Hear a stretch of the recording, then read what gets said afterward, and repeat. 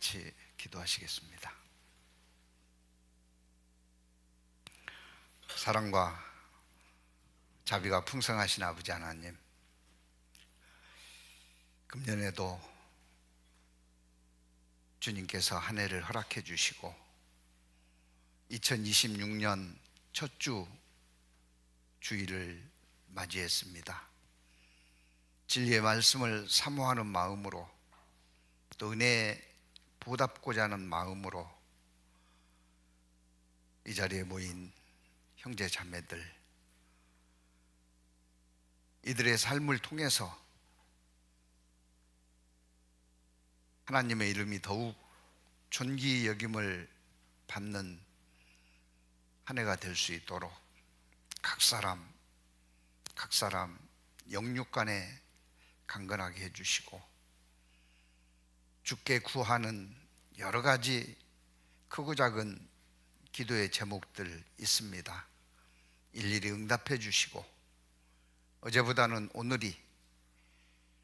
오늘보다는 내일이 주님 앞에 더 성숙된, 진보된 모습으로 살아가기에 부족하지 않도록 도와주시기를 부탁드립니다. 지혜가 필요한 자에게는 지혜를 더해 주시고, 건강이 필요한 자에게는 건강을 더해 주시고, 시간과 물질이 필요한 자에게는 시간과 물질을 더해 주셔서 주께서 공급해 주시는 그 힘으로 2026년 한 해를 힘있게 살아갈 수 있도록 도와주시기를 다시 한번 거듭 부탁드립니다. 우리 가운데 단 한 사람도 부족한 자 없도록, 없다라고 하기보다는 받은 은혜의 풍성함으로 감사하는 자가 될 수 있도록 주 성령께서 그 마음과 생각과 걸음을 인도해 주시기를 부탁드립니다. 오늘 시작하는 시간부터 마치는 시간까지 모든 말씀들 주 성령께서 친히 인도해 주시고 가르쳐 주시고 공급해 주시기를 부탁드립니다. 저희를 구원하시고 살아계시는 우리 주 예수 그리스도의 이름으로 감사하며 기도드립니다. 아멘. 빌립보서 2장입니다.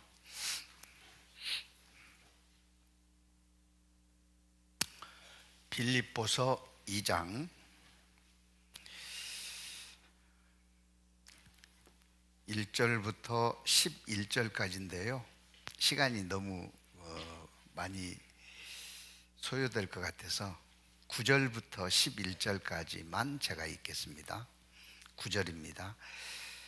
이러므로 하나님이 그를 지극히 높여 모든 이름 위에 뛰어난 이름을 주사 하늘에 있는 자들과 땅에 있는 자들과 땅 아래에 있는 자들로 모든 무릎을 예수의 이름에 꿇게 하시고 모든 입으로 예수 그리스도를 주라 시인하여 하나님 아버지께 영광을 돌리게 하셨느니라.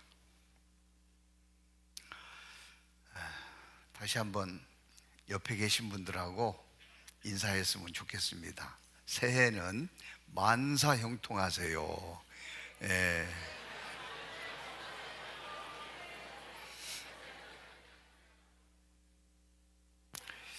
아무래도 복 가지고는 좀 부족한 것 같아서요.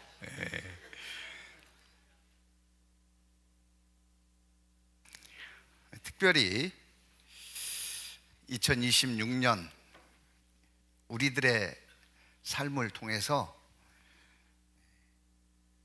하나님 아버지께 영광을 돌렸으면 좋겠다 싶어서 빌립보서 2장 1절부터 11절을 본문으로 삼았습니다.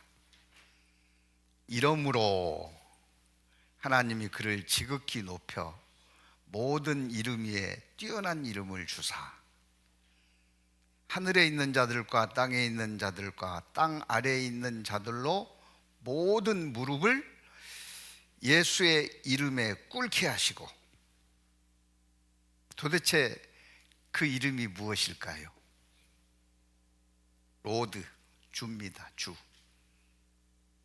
그냥 예수가 주 예수가 됐던 것은 십자가에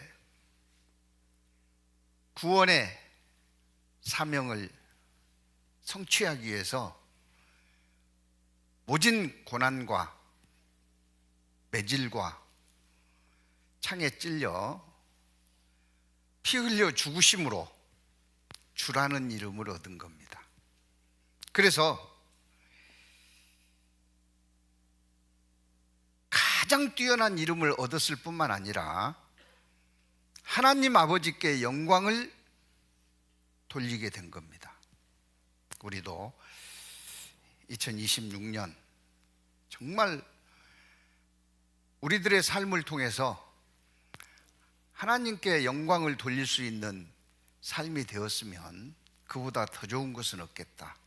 그런 마음으로 빌립보서 2장 1절로 11절을 본문 삼아서 지난번 세 차례에 걸쳐서 합심, 순종, 희생을 말씀드렸습니다. 그 합심, 순종, 희생이 우리가 2026년 함께 늘 부르짖으면서 가야 될 슬로건입니다. 소식지 보셨죠? 어떤 글씨체로 쓸 것인가 고민 많이 하다가요, 평범하게 쓰자. 네, 평범하게. 그래서 명조체로 붓을 들어서 자필로 한번 써볼까 하는 생각도 했는데요, 그랬다가는 몰매를 맞을 것 같아서 지가 뭔데, 그래서 참았습니다. 저도 한 글씨 하거든요. 근데 몰매 맞으면 아프잖아요. 그래서 합심, 순종, 희생을 슬로건으로 걸었는데 다른 말씀으로 교제하는 것보다는 첫 주니까 다시 한번, 어떤 분은 총정리하냐고 그러더라고요. 지금 총정리하면 안 되죠. 이제 시작인데. 그래서 다시 한번 되새겨보며 우리가 금년 한 해 동안 이와 같은 삶을 삶으로 말미암아 우리 구원하신 하나님께 영광을 돌렸으면 좋겠다. 그보다 더 좋은 것이 없겠다 싶습니다. 먼저 빌립보서 2장 1절부터 8절 속에 합심, 순종, 희생이 다 들어있어요. 그 삶을 통해서 뛰어난 이름을 얻었을 뿐만 아니라 하나님께 영광을 돌릴 수 있었던 겁니다.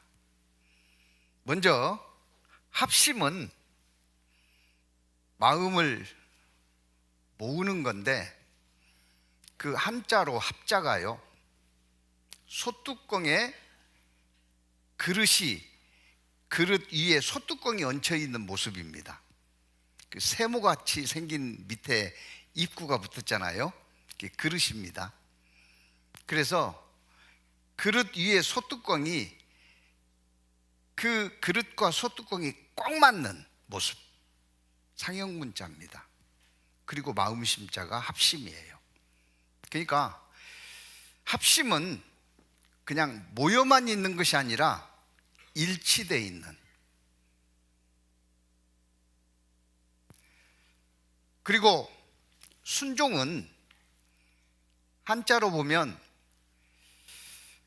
내천자, 물이 흐르는 모습으로 왼쪽에 내천자에 오른쪽에 있는 부수는 머리 혈자입니다. 그래서 물이 흐르는 것처럼 우리들의 머리, 생각, 가치관이 물이 위에서 아래로 흐르는 것처럼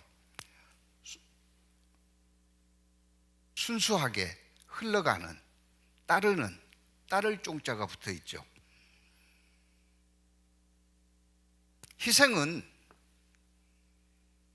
좀 복잡합니다. 글자가 소우자, 양양자 밑에 빼어날 수의 창과자가 있습니다. 그래서 소나 양, 짐승 중에서 빼어난 것을 제물로 드리듯이 흠이 있으면 안 됩니다. 그 옆에 생자도 소우자 밑에 소우자 옆에 날생이 붙어 있습니다. 태어나면서부터 흠이 없이 성장한 그 제물, 하나님께 드리는 삶, 이걸 희생이라고 볼 수 있습니다. 그래서 이제 그 합심, 순종, 희생에 걸맞는 내용이 빌립보서 2장 1절부터 8절까지 섞여 있는데, 먼저 1절부터 4절까지를 같이 읽겠습니다. 이러므로 그리스도 안에 무슨 권면이나 사랑의 무슨 위로나 성령의 무슨 교제나 긍휼이나 자비가 있거든 마음을 같이하여 같은 사랑을 가지고 뜻을 합하여 한 마음을 품어 아무 일에든지 다툼이나 허용으로 하지 말고 오직 겸손한 마음으로 각각 자기보다 남을 낮게 여기고 각각 자기 일을 돌아볼 뿐더러 또한 각각 다른 사람들의 일을 돌아보아 나의 기쁨을 충만케 하라. 특별히 2절에 마음을 같이하여, 마음을 같이하여, 합심이죠. 같은 사랑을 가지고 뜻을 합하여 한 마음을 품어. 이렇게 하면 바울이 이야기한 것처럼 기쁨이 충만케 될 거다. 그래서 금년 한 해 정말 우리가 모일 때마다 합심코자 하는 마음으로 모였으면 좋겠습니다. 성부, 성자, 성령께서도 그 합심의 본을 많이 보여주셨어요. 우리는 보여주신 본을 그대로 본받아서 살면 그 생활이 어렵진 않을 겁니다. 창세기 1장으로 가보겠습니다. 여기 빨간 실로 잡아놓으시고요, 또 올 거니까요. 창세기 1장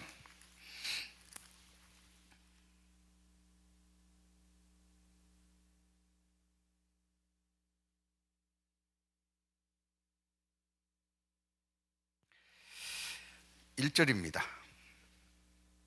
같이 읽죠. 태초에 하나님이 천지를 창조하시니라.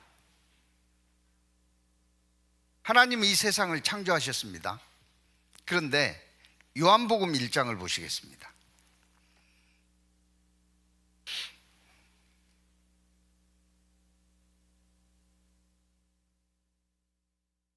(2절) 그가 태초에 하나님과 함께 계셨고 만물이 그로 말미암아 지은 바 되었으니 지은 것이 하나도 그가 없이 된 것이 없었느니라. 창조하실 때 이미 하나님 혼자 창조하신 것이 아니라 성자 예수 그리스도도 함께 했던 겁니다. 창세기 1장 26절입니다. 창세기 1장 26절. 하나님이 가라사대 우리의 형상을 따라 우리의 모양대로 우리가 사람을 만들고 그로 바다의 고기와 공중의 새와 육축과 온 땅과 땅에 기는 모든 것을 다스리게 하자 하시고 여기도 보면 우리의 형상을 따라 그랬어요. 함께 하셨습니다. 창세기 11장도 보시죠.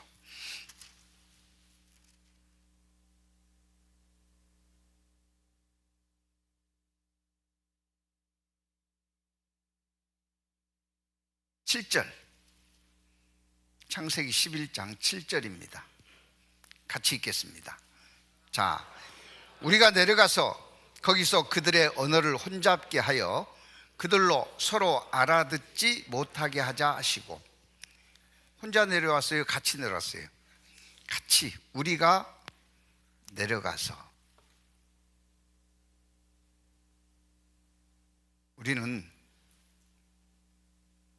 하나님께 영광을 돌릴 수 있는 가장 올바른 수단이 뭐냐? 마음을 모아서 함께하는 겁니다. 형제가 연합하여 동감이 어찌 그리 선하고 아름다운고. 시편 찾아보겠습니다. 133편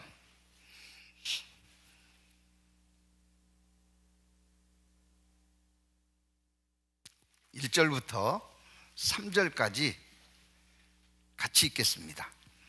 형제가 연합하여 동거함이 어찌 그리 선하고 아름다운고. 머리에 있는 보배로운 기름이 수염 곧 아론의 수염에 흘러서 그 옷깃까지 내린 같고 헐몬의 이슬이 시온의 산들에 내린 같도다. 거기서 여호와께서 복을 명하셨나니 곧 영생이로다. 연합해서 함께하는 거기서 여호와께서 복을 명하셨나니 그 복이 뭐예요? 영생이로다.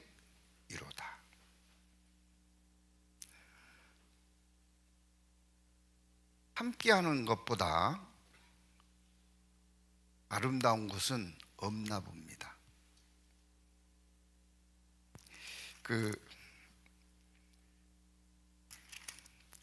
3절에 헐몬의 이슬이 시온의 산들에 내린 같고. 이것을 저는 가끔 이제 그런 상상을 해보는데요. 초고속 카메라로 풀잎에 맺혀 있는 이슬이 햇빛이 떠오르면서 열을 받아가지고 그 이슬방울 하나가 잘게 부서져 가지고요, 쭉 그 대류를 따라서 하늘로 올라가서 구름이 되고 그 작은 알갱이들이 모여져서 시온의 산들에 빗방울로 내려지는 모습을 좀 찍어보고 싶다. 초고속 카메라로 찍으면 그 이슬 한 방울이 막 수십만 백만 가지의 물방울로 쪼개져서 올라가는 모습을 그대로 볼 수 있을 거고, 창공을 떠다니면서 하나가 둘 되고 둘이 셋 되고 셋이 넷 되고 응집되어서 100만 개 정도 모이면 물방울 하나가 똑 떨어지거든요. 그 모습을 촬영을 해서 유튜브에 올리면 1억 뷰는 충분히 될 것 같습니다. 연합입니다. 연합. 그 얼마나 아름답겠어요. 우유방울 한 방울만 떨어뜨려도 그 파장에 의해서 왕관이 탁 만들어지잖아요. 그것도 고속카메라로 찍어서 서서히 돌려보면 얼마나 아름답습니까? 깨지는 것도 아름다운데 모아지는 것은 더 아름다울 거예요. 합심입니다. 합심.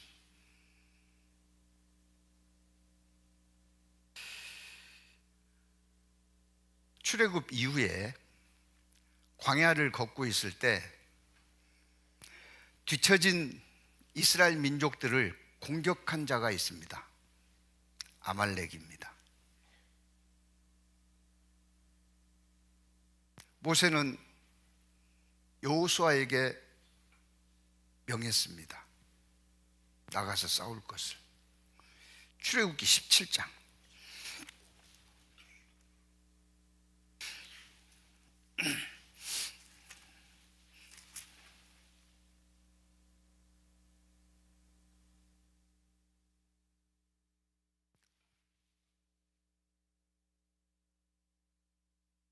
(8절입니다) 때에 아말렉이 이르러 이스라엘과 르비딤에서 싸우니라. 모세가 여호수아에게 이르되 우리를 위하여 사람을 택하여 나가서 아말렉과 싸우라. 내일 내가 하나님의 지팡이를 손에 잡고 산 꼭대기에 서리라. 여호수아가 모세의 말대로 행하여 아말렉과 싸우고 모세와 아론과 훌은 산 꼭대기에 올라가서 모세가 손을 들면 이스라엘이 이기고 손을 내리면 아말렉이 이기더니 모세의 팔이 피곤하매 그들이 돌을 가져다가 모세의 아래에 놓아 그로 그 위에 앉게 하고 아론과 훌이 하나는 이 편에서 하나는 저 편에서 같이 있습니다. 모세의 손을 붙들어 올렸더니 그 손이 해가 지도록 내려오지 아니한지라. 여호수아가 칼날로 아말렉과 그 백성을 쳐서 파하니라. 모세가 하나님께 기도할 때 손을 들고 기도하면 여호수아가 승리하는데요, 팔이 아파서 힘이 빠져서 손이 아래로 내려오면 아말렉이 이기는 거예요.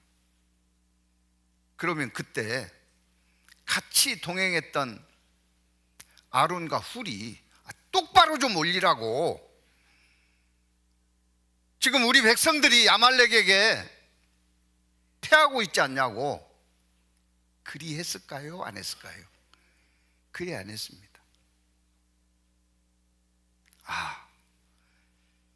지켜볼 건데 모세의 손이 올라가면 이기는데 내려가니 지고 있구나. 그럼 어떻게 해야 돼요? 손을 올려야죠. 그런데 모세는 지금 힘이 있어요, 없어요? 없어요. 모세가 노인입니다. 극노인이요. 힘이 없어. 그래서 일단은 앉히려고 돌을 쌓아서 앉게 하고 팔을 아론과 훌이 양쪽에서 어떻게 했어요? 받쳐 올렸습니다.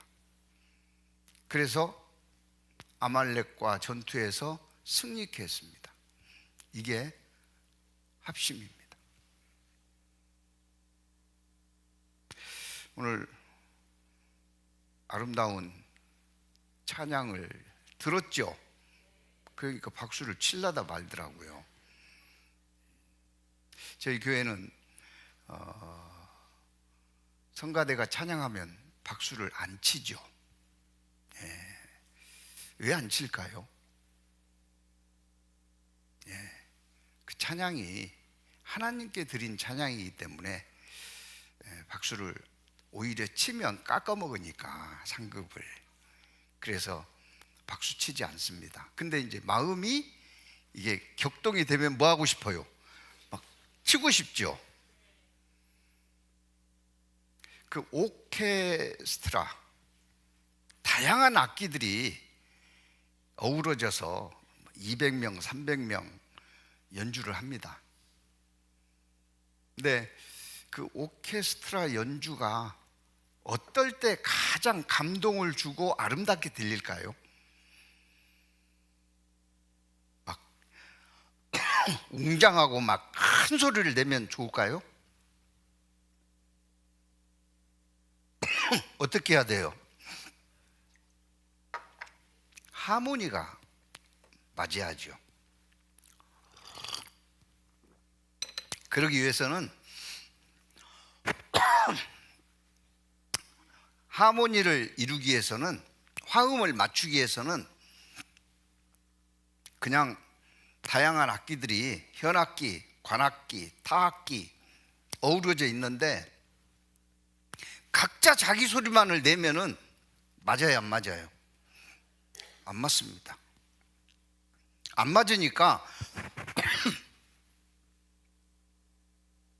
피콜로 너는 소리 내지 마. 그러면 이게 전체적으로 조화가 이루어져요, 안 이루어져요? 안 이루어져요. 그 어쩌란 말이에요.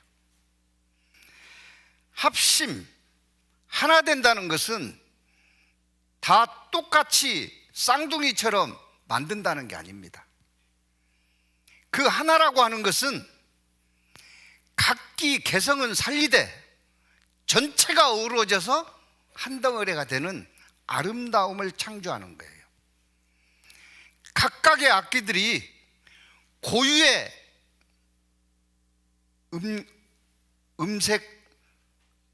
음질을 가지고 소리를 내면서 전체적으로는 조화로운 그런 연주를 하기 위해서는 반드시 필요한 것이 있어요. 뭐가 필요할까요? 튜닝을 해야 돼요. 음을 맞춰야 돼요. 음을 맞춰야 돼요. 그런데 어떤 음을 기준으로 해서 맞출 거냐? 바이올린을 기준으로 할 거냐? 첼로를 기준으로 할 거냐? 클라리넷을 기준으로 할 거냐? 드럼을 기준으로 할 거냐? 어떤 것을 기준으로 하느냐에 따라서 다릅니다. 그래서 제대로 된 오케스트라 튜닝은 오보에로 한답니다. 오보의 음색이 아주 정확하대요. 144헤르츠의 라음에 각기 다른 악기들이 맞추어서 튜닝을 한답니다. 그리고 튜닝이 끝난 다음에 음을 맞췄잖아요. 튜닝이 끝난 다음에 각각 자기 소리를 내는 거예요. 바이올린은 바이올린, 피아노는 피아노로, 클라리넷은 클라리넷으로 각기. 근데 이게 조화가 이루어진답니다. 무슨 말씀을 드리려고 하냐면 하나로 이루어지는 데는 반드시 뭐가 있어야 된다? 기준이 있어야 됩니다. 기준. 우리가 하나 되기 위해서는 기준이 있어야 돼요. 무엇을 중심으로 하나가 돼야 될 거냐? 내 생각을 중심으로 하나가 돼야 될 거냐? 그리스도입니다. 그리스도를 중심으로 하나가 돼야 돼요.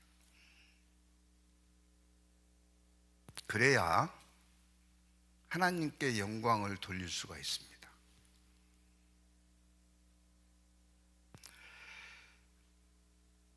교회는 특히 더 그렇습니다. 제가 오케스트라 이해가 잘 안 되죠. 오케스트라보다 더 하나됨을 이해할 수 있는 게 뭘까 고심고심하다가 찾았어요. 뭔지 아세요? 비빔밥. 비빔밥이요, 여러 가지 식재료들을 어떻게 해요? 섞어서 먹는 게 비빔밥이잖아요. 그런데 맛있어요? 맛없어요? 어떨 때 가장 맛있어요? 각각 식재료가 살아있을 때, 각각 식재료의 식감과 맛이 살아있을 때, 느껴질 때, 야, 이거 맛있다. 그렇죠? 옛날에 제가 흑백 요리사가 재밌다고 하도 그것도 아직 안 봤냐 그래서요, 일 삼아서 하루 봤습니다. 그런데 이렇게 결승, 이렇게 토너먼트로 올라와서 거의 뭐 결승에 버금가는 4사람 남았을 땐가 대회를 치렀는데, 무명인 셰프하고 에드워드라고 하는 미 백악관에서 오랫동안 전담 셰프로 요리를 했던 한국계 요리사, 그가 대결이 붙었습니다. 그런데 그 에드워드라는 사람이 조리해서 내놓은 음식이 뭐냐면 비빔밥을 내놨어요. 다들 와, 획기적이다. 그래서 그 무명인 셰프하고 그 기라성 같은 캐리어를 가지고 있는 에드워드하고 비교했으니 게임이 안 되죠. 그래서 다 에드워드가 이길 줄 알았습니다. 그런데 심사 결과는 무명인 셰프가 우승을 했어요. 왜 무명인 셰프가 우승을 했느냐? 그 안 뭐라고 하는 심사위원이 그 심사평이 저게 와닿았어요. 비빔밥은 비벼 놓은 것은 비빔밥이 아니다. 서양식으로 비벼서 뭐 이렇게 오므라이스처럼 달걀로 껍데기를 둘러서 해놓은 그건 비빔밥이 아니다. 비빔밥은 어떤 게 비빔밥이에요? 비벼 먹는 게 비빔밥이지. 비벼 먹는 게. 가끔 어떤 분들도요, 아 이거 비벼주면 좋을 텐데 그건 비빔밥이 아니에요. 그분 표현을 빌리자면 어떤 게 비빔밥이라고요? 비벼 먹는 게 비빔밥이야. 그러니까 이게 비빔밥이라고는 한국의 전통 음식을 이렇게 만들면 안 된다. 그래서 과감하게 그를 떨쳤어요. 그리고 그 심사위원은 살해 협박까지 받았다 그래요. 네가 뭔데 그 유명한 셰프를 떨어뜨려?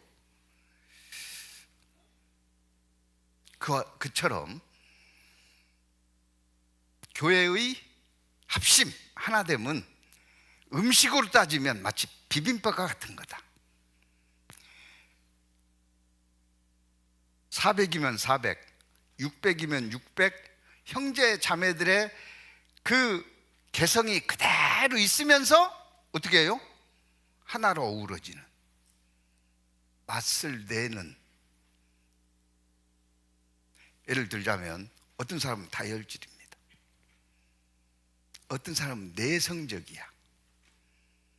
어떤 사람은 아주 집요합니다. 어떤 사람은 광대하게 그럴 수 있지 뭐. 네 사람이 있다고 해요. 누구한테 맞춰야 돼요? 누구를 죽여야 돼요? 다혈질 죽여버려야 돼요? 그들의 그 타고난 성품을 그대로 가지고 있으면서 어우러져서 하나가 돼야 된다, 그런 이야기예요. 말하자면 다혈질을 갖고 있는 그 기질을 이용해서 적극적으로 활성화를 시키고 아주 집요하게 꼼꼼한 성격을 가지고 있는 그 성품으로 무엇을 하든지 치밀하게 계획을 세우고 내성적인 성품을 그대로 살려서 정말 무릎으로 기도하게 하고 이렇게 해서 하나로 어우러지면은 그게 가장 뭐라고요? 하나됨의 아름다운 모습이다. 너 급한 놈 빠져. 너 말도 없고 빠져. 다 빼버리면 누구랑 하나 돼요? 구역도 마찬가지고 부서도 마찬가지입니다. 개인의 성품은 그대로 살려주되 함께 할 때는 이게 잘 조화가 이루어질 수 있도록, 그러기 위해서는 빌립보서 2장으로 돌아갑니다.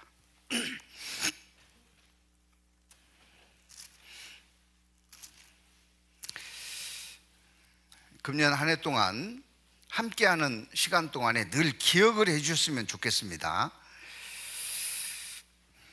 3절입니다. 빌립보서 2장 3절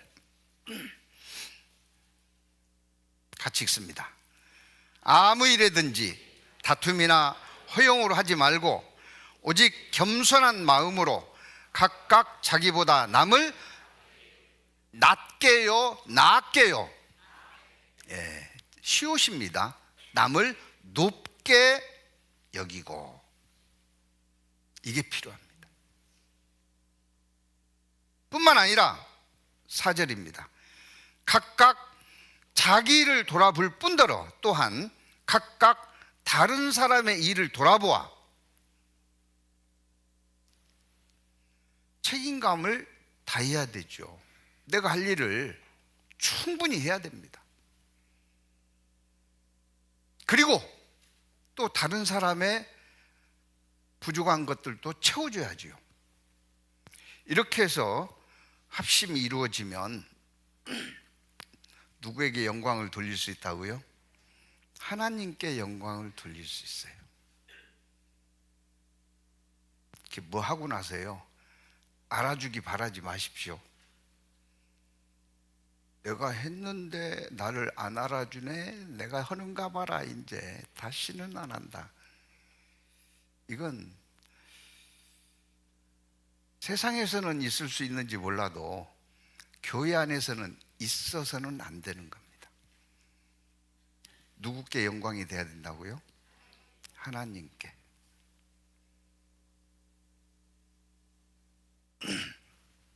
두 번째, 순종입니다. 순종. 5절부터 7절까지 제가 읽겠습니다. 너희 안에 이 마음을 품으라. 곧 그리스도 예수의 마음이니 그는 근본 하나님의 본체시나 하나님과 동등됨을 취할 것으로 여기지 아니하시고 오히려 자기를 비워 종의 형체를 가져, 같이 읽습니다. 사람들과 같이 되었고 성자 하나님이 마리아의 태를 빌려서 인간의 모습으로 이 땅에 오셨습니다. 순종하신 거예요. 그는 살기 위해서 오신 것이 아니라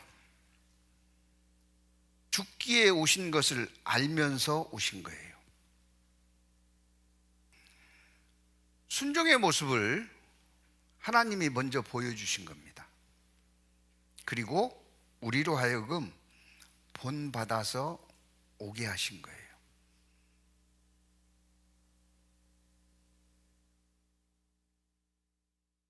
우리도 금년 한 해 동안 함께하는 곳, 합심하는 곳에서요, 순종하는 삶을 살아야 할 겁니다. 순종. 창세기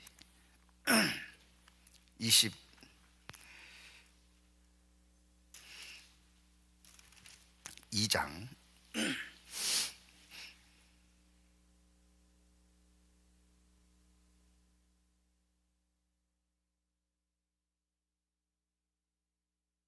1절입니다.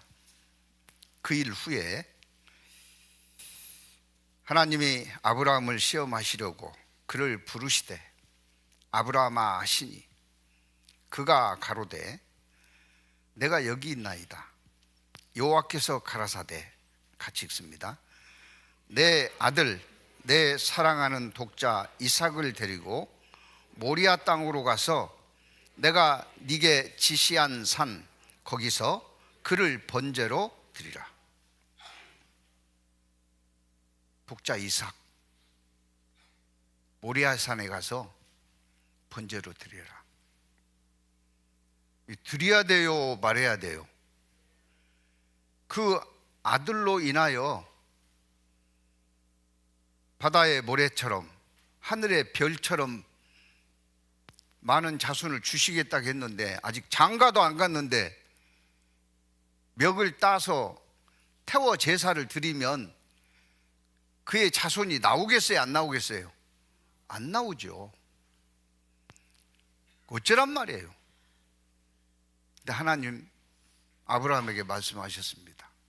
번제로 드려라. 드려야 돼요, 말아야 돼요? 아브라함은 순종했습니다. 3절, 아브라함이 아침에 일찍 일어나 나귀 안장을 지우고 두 사환과 그 아들 이삭을 데리고 번제에 쓸 나무를 쪼개어 가지고 떠나 하나님의 자기에게 지시한 곳으로 가더니 모리아산을 향해서 갔습니다. 지금 그곳이 오말사원이라고요, 황금돔이 있는 장소입니다. 이스라엘 예루살렘에. 제가 그 황금돔 사원 내부에 들어가서 아브라함을 번제로 드리기 위해서 장작덤 위에다가 묶어서 올려놓은 그 돌을 보고 온 사람이에요.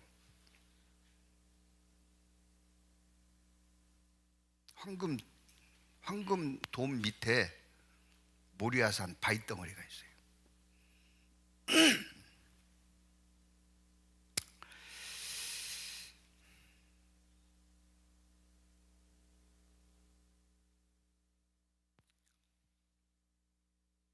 9절입니다.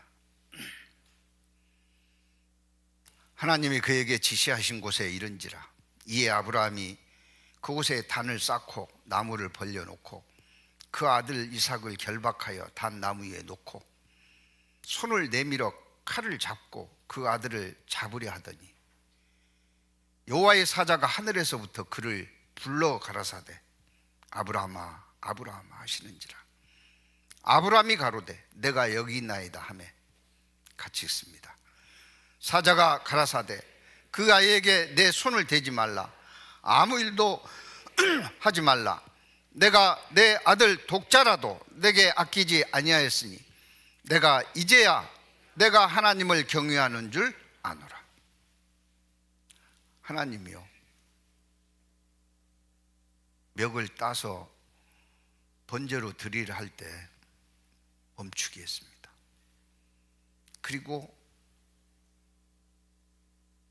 짐승 하나를 예비해 놓으셨습니다. 숲을 속에다가 그걸로 번제를 드리게 했어요.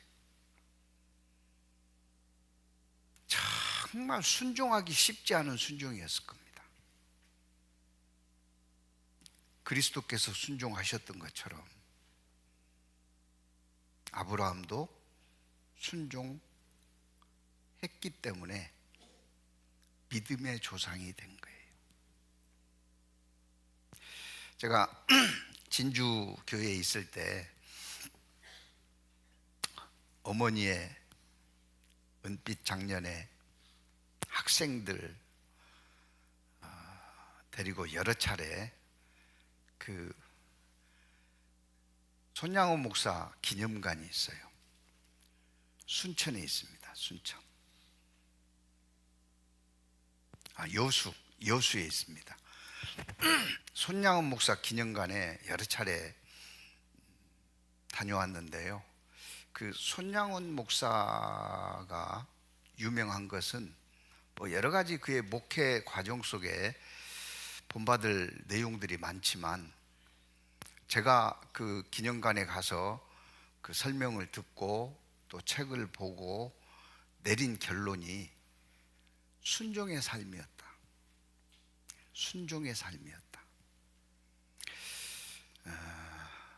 이야기는 1947년 3월로 돌아갑니다.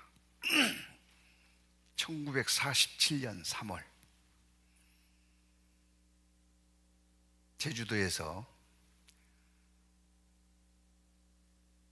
3.1절 해방 기념 행사를 하다가 경찰대의 말발굽에 한 어린아이가 채여서 죽습니다. 이게 4.3 사태의 시작입니다. 아이가 죽었어요. 현장에서. 여러분들이 부모고 여러분들이 가족이에요. 아기가 죽었어. 뭐라 하겠어요? 재수없네. 죽었는데 이제 어떻게 해? 집에 가자. 그러겠어요? 격한 항의를 했겠죠. 근데 그 항의를 받아주기는커녕 총질을 해서 6명을 죽였습니다. 그러니까 이제 민중 봉기가 일어난 겁니다. 그래서 당시에 제주 인구 10분의 1을 죽였어요. 그래서 양민학살이라고 하는 거예요. 지금도 4.3 사태가 그래서 시끌시끌한 거예요. 아무도 책임질이 하지 않으니까. 제주 인구의 10%가 죽었다니까요. 거기 있는 군 경찰 가지고는 그 봉기를 감당할 수 없으니까 여수에 있는 방첩대 제주도로 출동 명령을 내린 겁니다. 근데 그 방첩대장, 우리는 적과 싸우기 위해서 소집된 준비된 병력이지 양민학살은 할 수 없다고 명령을 거부합니다.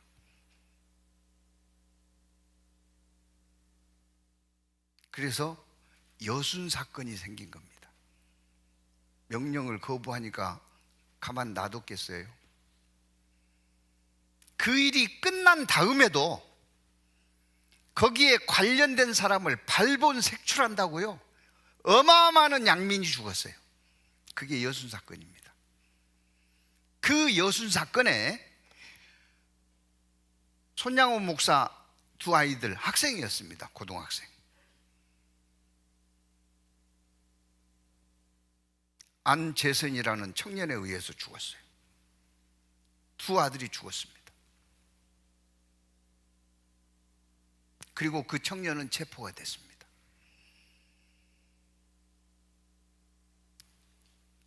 살인죄로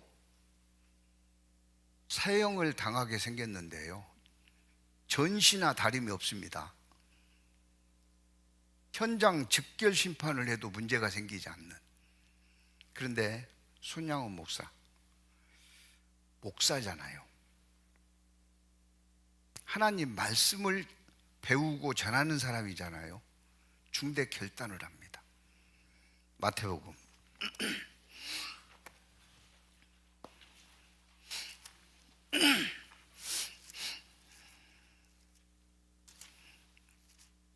5장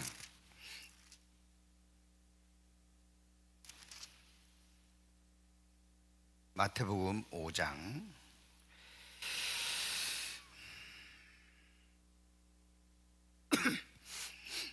43절 44절. 마태복음 5장 43절 44절 같이 읽습니다. 또 내 이웃을 사랑하고 내 원수를 미워하라 하였다는 것을 너희가 들었으나 나는 너희에게 이르노니 너희 원수를 사랑하며 너희를 핍박하는 자를 위하여 기도하라. 또 내 이웃을 뭐라고요? 사랑하고, 내 이웃을 사랑하고, 또 뭐가 있어요? 내 원수를 미워하였다는 것을 너희가 들었으나. 성경에 내 원수를 미워하라는 말이 있을까요, 없을까요? 분위기상으로 봐서는 예수님이 하신 말씀입니다. 내 이웃을 사랑하고 내 원수를 미워하라 하였다는 것을 너희가 들었으나. 응? 구약에 이런 말씀이 있을까? 제가 구약 성경을 뒤져봤는데 없어요. 레위기 19장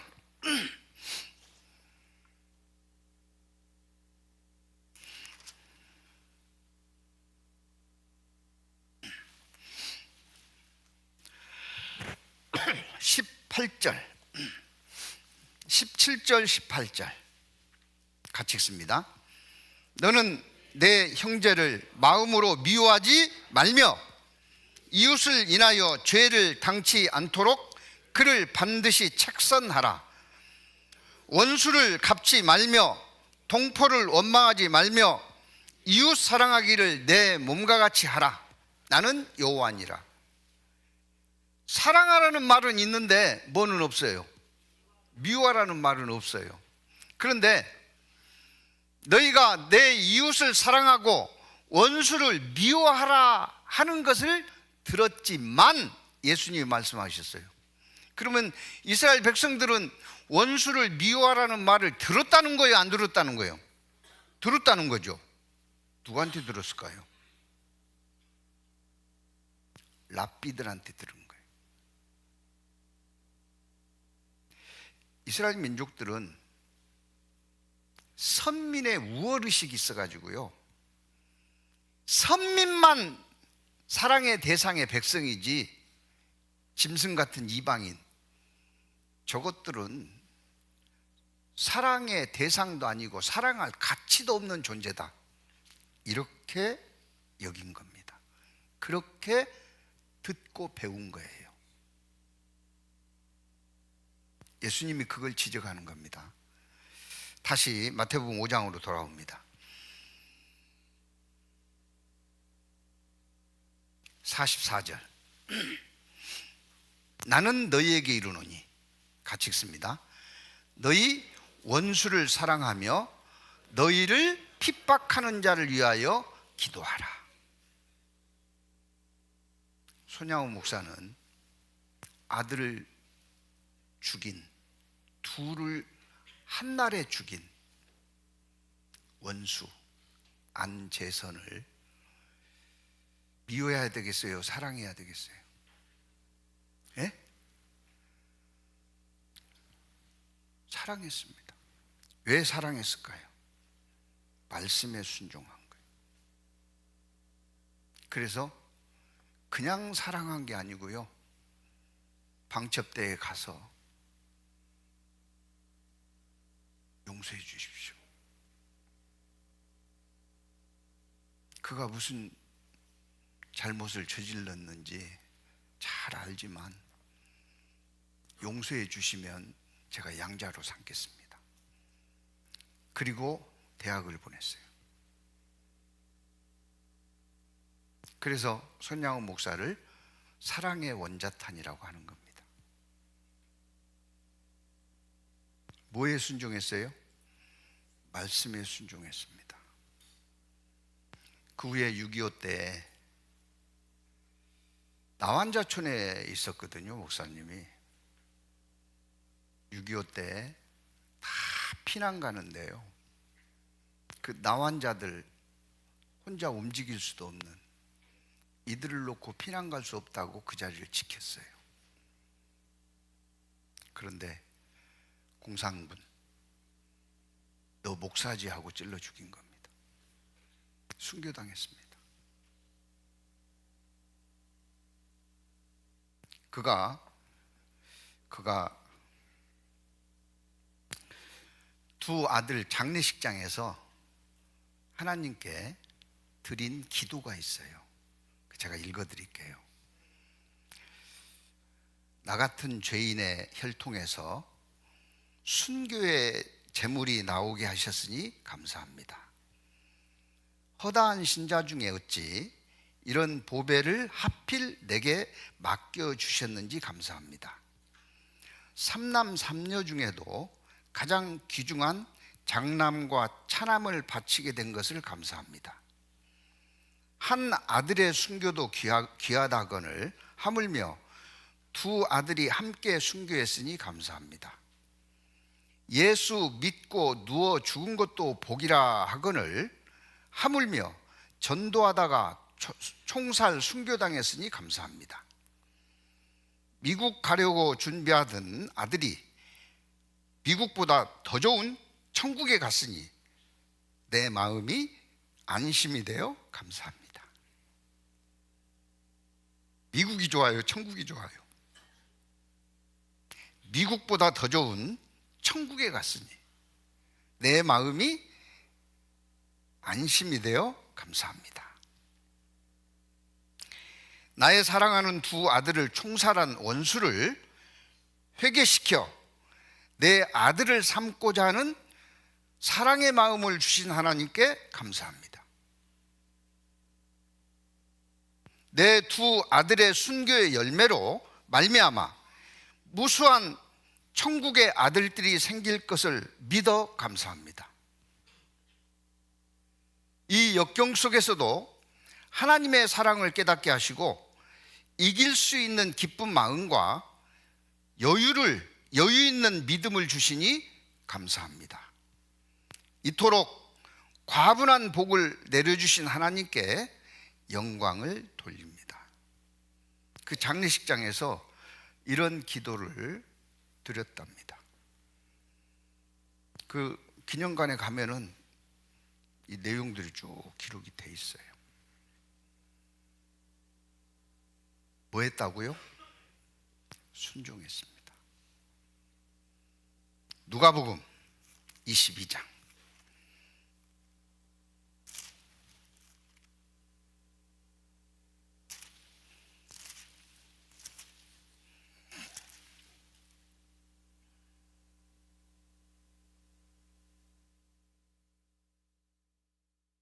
41절.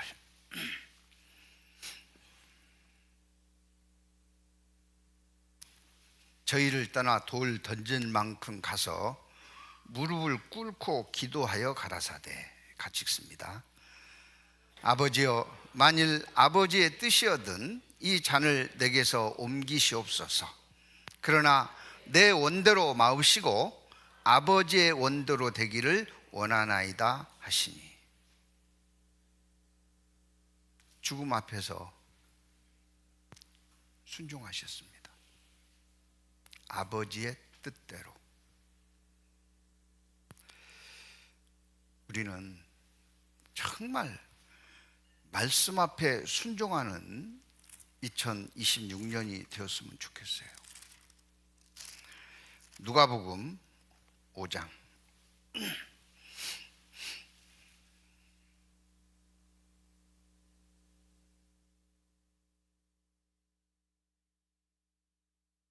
4절부터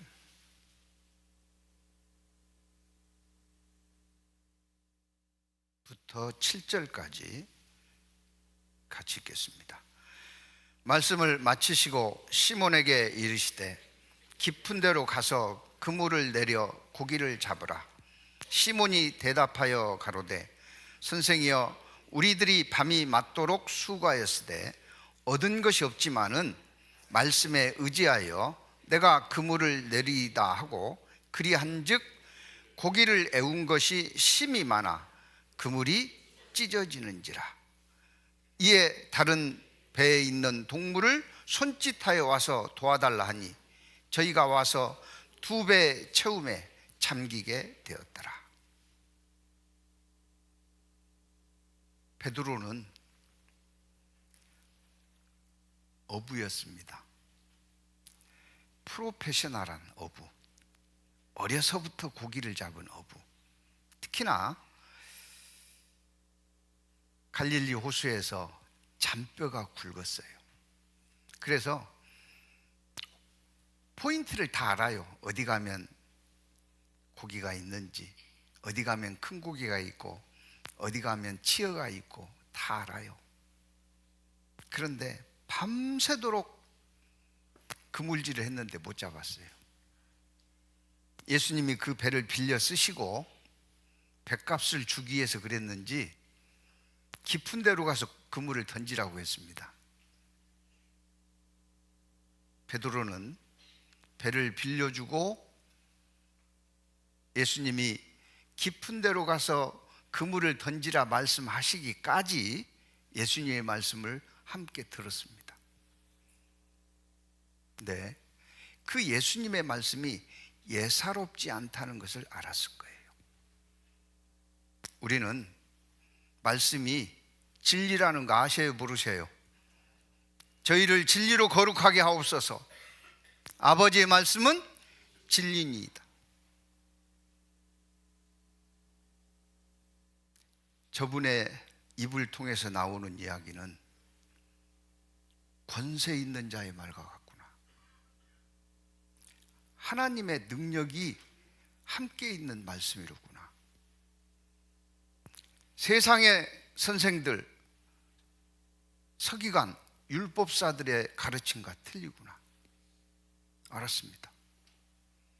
때문에 5절에 시몬이 대답하여 가로되 선생이여 우리가 밤이 맞도록 수고하였으되 얻은 것이 없지만, 내가 이건 전문가인데 밤새도록 했는데 고기 못 잡았다. 그런데 깊은 데는 더더구나 없다 그런 거죠. 네, 말씀에 의지하여. 뭐에 의지해서요? 말씀에 의지하여 내가 그물을 내리리라 하고 그물을 던졌습니다. 한 배로 다 실을 수가 없어서 곁에 있는 동물을 불러다가 2배에 가득 채웠어요. 만선이 된 겁니다.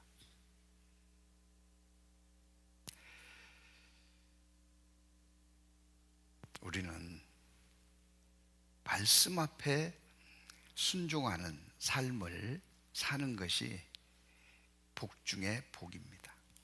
말씀 앞에. 이사야 55장.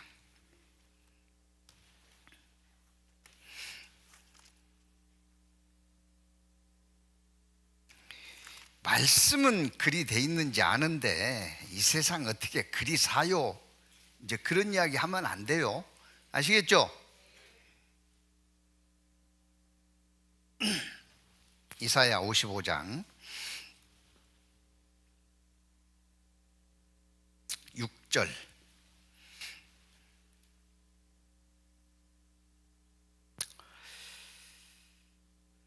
부터 9절까지 같이 읽겠습니다. 너희는 여호와를 만날 만한 때 찾으라. 가까이 계실 때 그를 부르라. 악인은 그 길을, 불의한 자는 그 생각을 버리고 여호와께로 돌아오라. 그리하면 그가 긍휼히 여기시리라. 우리 하나님께로 나오라. 그가 널리 용서하시리라. 여호와의 말씀에 내 생각은 너희 생각과 다르며 내 길은 너희 길과 달라서 하늘이 땅보다 높음 같이 내 길은 너희 길보다 높으며 내 생각은 너희 생각보다 높으니라. 차원이 달라요. 또 그 다른 차원을 우리 수준으로 납득하기 어렵습니다. 그럼 어떻게 해야 돼요? 순종하면 돼요. 순종하면. 그리스도를 중심으로 하나 되고 하나님의 말씀을 순종하면 그 삶의 열매들로 하나님께 영광을 돌릴 수가 있는 겁니다. 그래서 순종이 필요합니다.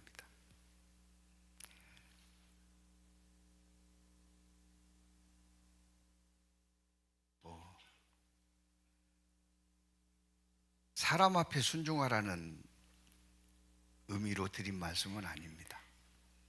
말씀이 그러하다면 우리는 기꺼이, 손양원 목사 예를 들어드렸잖아요. 자식을 죽인 왼수, 그것도 하나도 아니고 둘, 다 자란 자식도 아니고 이제 막 성장하고 있는 학생, 미국에 유학 보내기 위해서 준비하고 있는,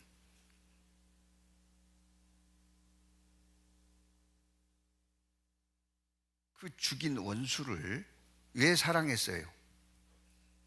말씀에 원수를 미워하지 말고 사랑하라 했기 때문에. 그래서 그 손양원 목사의 이름이 지금도 많은 사람들에게 회자가 되고 존경을 받는 겁니다. 우리 말씀 앞에 순종하십시다. 아시겠어요? 그래서 매일 성경 읽기 좀 하자니까요. 오늘 성경 읽으신 분 손 들어보세요. 손 안 든 분은 뭐예요 또? 예? 신명기 17장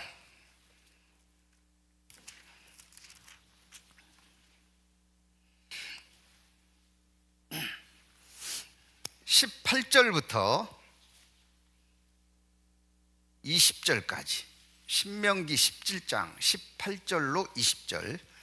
그가 왕위에 오르거든 내 이사람 제사장 앞에 보관한 이 율법서를 등사하여 평생에 자기 옆에 두고 읽어서 그 하나님 여호와 경외하기를 배우며 이 율법의 모든 말과 이 규례를 지켜 행할 것이라.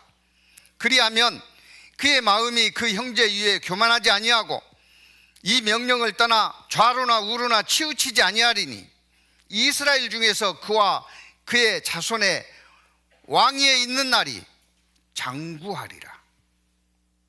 여기 읽다 말다 하래요. 평생에 읽으라 그랬어요. 평생에.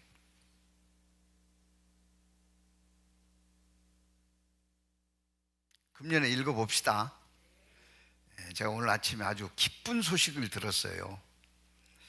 우리 은빛 장년의 어르신들이 자진해서 9시 40분까지 교회에 모여서 맥체인 성경 읽기를 또 하신다고 들었습니다. 잘못된 정보인가요? 맞나요? 오, 맞대요. 우리 박수 한번 보여드리죠. 네.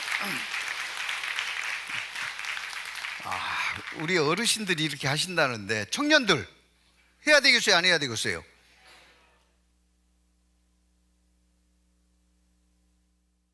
오늘 너무 감사했습니다. 아침에 일찍 나오셔서 성경 읽기를 같이 하신다 그러니까요. 정말 최고입니다. 최고. 그리고 또 순종해 주시기를 부탁드리는 게, 말씀을 한 번 들으면 그냥 그대로 피가 되고 살이 됩니까? 잊혀져요. 잊혀져요. 이걸 마음에 새겨야 되겠죠. 그래야 되지 않겠습니까? 시편 119편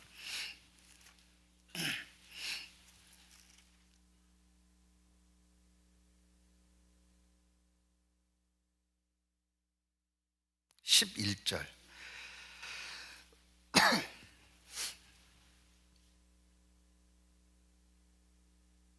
내가 주께 범죄치 아니하려 하여 주의 말씀을 내 마음에 두었나이다. 이게 말씀이 남아있으려면요, 한 번 들어가지고는 안 됩니다. 반복하는 게 필요한데, 언제 반복하는 것이 가장 효과적이냐? 직후, 말씀을 들은 직후에 반복하는 게 가장 효과적입니다. 그래서 회별교제 하시자고 하는 거예요. 그 회별교제 시간에 다시 한번 반복해서 각 형제 자매들이 받은 것을 듣고 또 나도 간증하면 오래 갑니다. 그게 귀납적 성경 연구 방법이에요. 말하자면 보고 들은 것을 이 말씀 시간에 보고 듣잖아요. 여기 앉아 계신 분들이 다 듣는데 똑같이 듣지는 않습니다. 어떤 분은 골라 듣고, 어떤 분은 세게 듣고, 어떤 분은 눈 감고 듣고, 어떤 분은 흘려 듣고, 뭐 하여튼 다 달라요. 그렇죠? 그런데 그 회별교제 하면서 깨달은 게 있을 거 아니에요. 나는 오늘 말씀을 통해서 이런 것을 깨달았다.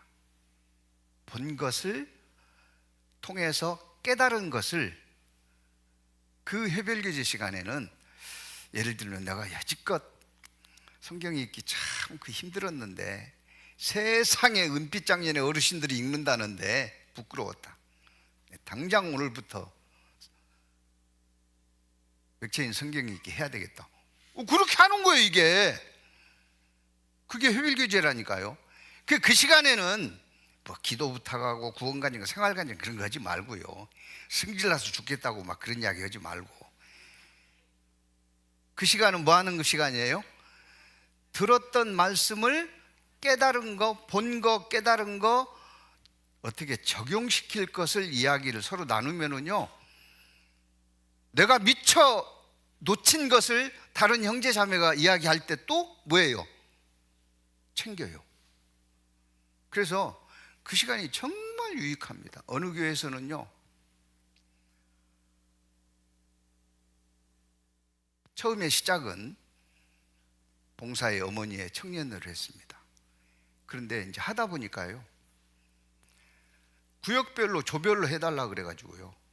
왜요? 그랬더니 할 이야기가 많은데 막 20명 30명 앉았으니까 몇 사람 간증하고 끝나버리니까 효과적이지 않다.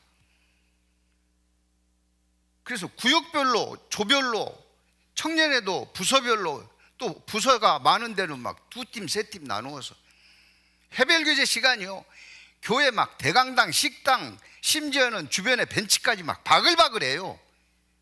얼마나 아름다운지 모릅니다. 그래서 부탁드립니다. 순종해 주십시오. 해별교제 참석합시다. 아시겠어요?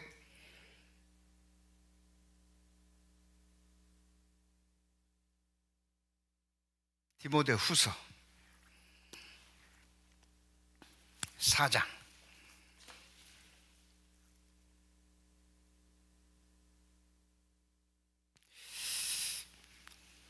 1절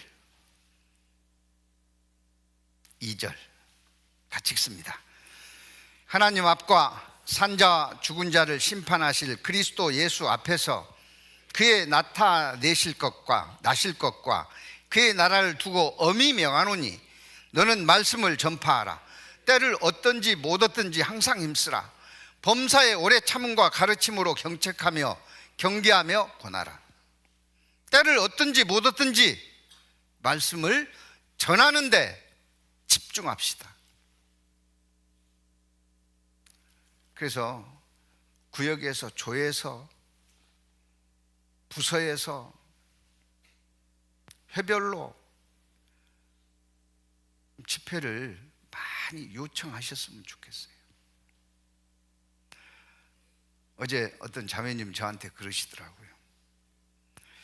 들을 사람이 있어서 집회 요청을 했는데 그분이 날짜가 딱 돼가지고 펑크를 내면 못 온다고 하면 어떻게 하죠? 우리끼리 하면 되죠. 우리끼리 하면 돼요, 안 돼요? 얼마나 좋겠어요. 우리끼리 하면 되지. 말씀을 한 번 더 들으면은 손해예요? 유익이에요? 유익이죠. 뭐 새로운 사람만 있어야 말씀을 듣나요? 저는 지금도 전도 집회 말씀 많이 듣습니다. 들어야 살아요. 안 들으면요, 내 생각에 빠져요. 그래서 다른 목사님, 전도사님들이 하는 거 많이 듣습니다. 저는 목사님들이 하시는 것보다 전도사님들이 하시는 게 더 은혜가 되더라고요. 쪼는 맛도 있고. 예. 많이 듣습니다. 계속 들어야 돼요. 그런데 나만 듣는 것보다 새로운 영혼이 같이 들으면 얼마나 좋겠어요. 시간이 얼마 안 남아서 3가지 부탁드렸습니다. 빌립보서 2장으로 돌아갑니다. 3번째, 희생입니다.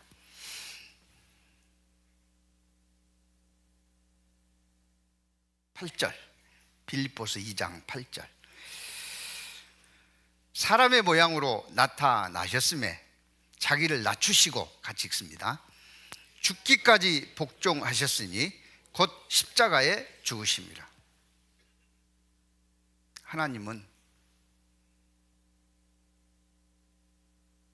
예수 그리스도를, 성자 하나님을 사람의 모습으로 이 땅에 보내셨습니다. 하나님이 세상을 이처럼 사랑하사 독생자를 주셨으니 이는 저를 믿는 자마다 멸망치 않고 영생을 얻게 하려 하심이라.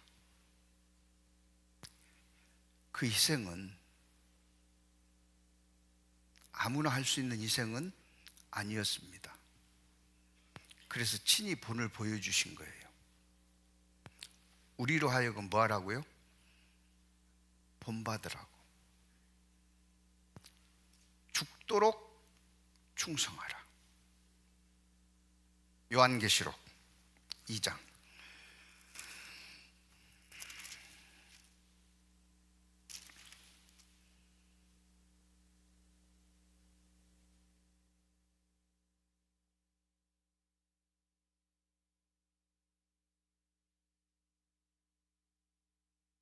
10절. 내가 장차 받을 고난을 두려워 말라. 볼지어다 마귀가 장차 너희 가운데 몇 사람을 옥에 던져 시험을 받게 하리니 너희가 3일 동안 환난을 받으리라. 같이 읽습니다. 내가 죽도록 충성하라. 그리하면 내가 생명의 면류관을 내게 주리라. 죽도록 충성하라. 희생하라는 거죠. 희생하라. 우리 교회가 지금 이렇게 있는 게요, 이게 그냥 어느 날 우연히 저절로 이렇게 교회가 있겠어요? 많은 희생이 있었겠습니까? 어마어마한 희생이 있었던 거예요. 한 사람 한 사람 구원받는데도 많은 희생이 있었습니다. 멀리는 7천만 명의 순교자가 있었습니다. 가깝게는 집을 팔아서 전세로 돌리고 전세 빼서 월세로 돌리고 물질을 희생해서 이렇게 교회당이 지어진 거예요. 이게 막 땅에다가 금 그어놓으면 지어져요? 물질이 더해져야 돼요. 그 물질을 내놓는 희생이 없이 이게 되겠냐고요? 안 됩니다.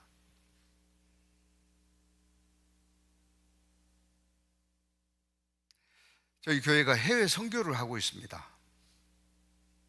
작년에 해외 선교에 공식적으로 들여진 금액이 215억이래요. 이게 그냥 되겠냐고요?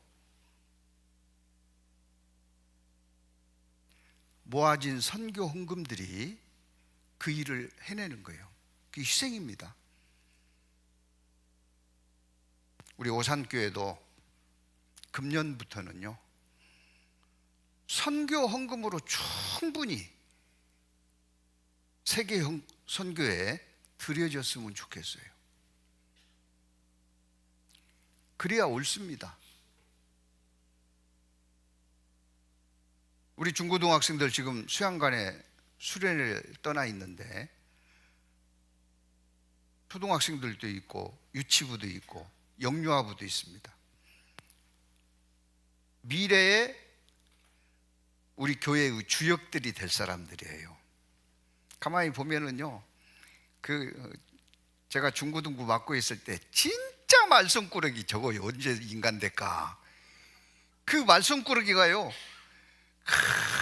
그 형제 자매들이 마련해 준 교회학교 후원회비 가지고요, 지지고 볶고 삶고 무쳐가면서 간식 먹여가면서 교제를 했는데 지금 다 일꾼 돼 있어요. 예. 지금 제가 어느 교회를 가든지 다 그때 그 말썽꾸러기들이 다 일꾼이 돼 있더라니까요. 말썽꾸러기가 그냥 일꾼이 되겠냐고요? 투자를 해야지. 그 기반을 누가 해야 되냐? 먼저 구원받은 사람이 희생하는 거예요. 그래서 교회학교 후원회비도 좀 모두 가입해서 함께 했으면 좋겠어요. 제가 또 기쁜 소식을 들었습니다. 교회학교 담당하시는 부장님께서 저한테 그러더라고요. 저희들은 몰랐습니다. 후원회비가 그렇게 부족한지. 그래서 그전에는 자녀 있는 교사들만 후원회비를 냈는데 자녀 없는 교사들도 후원회비 동참하기로 했다고. 이럴 때 박수 쳐줘야 되는 거 아니에요? 자녀 없는 교사들도 후원회비 동참하기로 했다고. 저는 교회학교 자녀 없는 지가 지금 몇 년이 됐는지도 몰라요. 그런데 꼬박꼬박 후원회비 냅니다. 내 자식만 자식이에요? 이제 갓난아이 온유도 투자를 해야 클 거 아니에요. 예? 누가 투자해줘요? 우리의 희생이 들어가야 돼요. 이건 절대 그냥 되지 않습니다. 투자한 것 이상으로 30배, 60배, 100배의 결실이 나올 겁니다. 희생해야 돼요. 죽을 각오하고도 사는데, 우리 지난 성도 교제의밤 때 죽으면 죽으리라, 에스더 연극 봤죠? 봤죠? 에스더서 4장.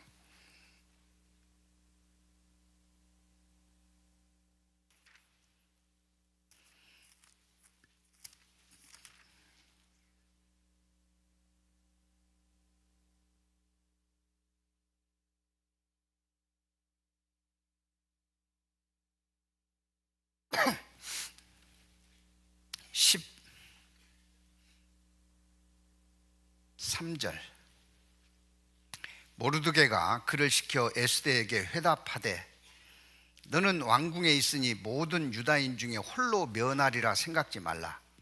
이때 내가 만일 잠잠하여 말이 없으면 유다인은 다른 데로 말미암아 노임과 구원을 얻으려니와 너와 내 아비집은 멸망하리라. 내가 왕후의 이치를 얻은 것이 이때를 위함이 아닌지 누가 아느냐. 에스더가 명하여 모르드게에 화답하되 당신은 가서 수산에 있는 유다인을 다 모으고 나를 위하여 금식하되 밤낮 3일을 먹지도 말고 마시지도 마소서. 나도 나의 시녀로 더불어 이렇게 금식한 후에 규례를 어기고 왕에게 나아가리니. 같이 읽습니다. 죽으면 죽으리다. 에스더가 그래서 죽어버렸어요? 금호를 내줬잖아요. 유다 민족을 구했습니다. 희생입니다. 희생.